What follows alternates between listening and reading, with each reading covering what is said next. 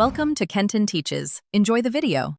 In this video, I will explain how to make fish with palm leaf. First, choose a firm, fresh fish, like a 6-ounce fillet of sea bass or tilapia. Thoroughly clean and pat your fish dry. Next, prepare your palm leaves by washing them and gently wiping them down. You can make them more pliable by briefly passing them over a low flame or a warm pan. Finally, gather your favorite seasonings, including salt, pepper, and any fresh herbs you enjoy. Now, let's infuse some amazing flavor.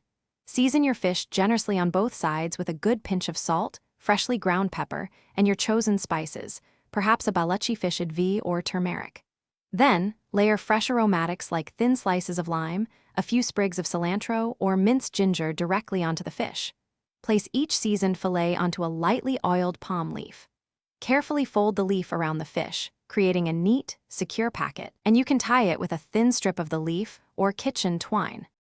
Cooking your palm-wrapped fish is quite simple. You have a couple of great options. You can grill the packets over medium-high heat for about 5 to 10 minutes per side, turning frequently. Alternatively, bake them in a preheated oven at 400 degrees Fahrenheit for approximately 20 to 25 minutes.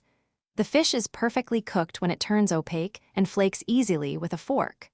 The palm leaf acts as a natural steamer, keeping the fish incredibly moist and infusing it with a subtle, earthy aroma. Finally, it's time to enjoy your culinary creation.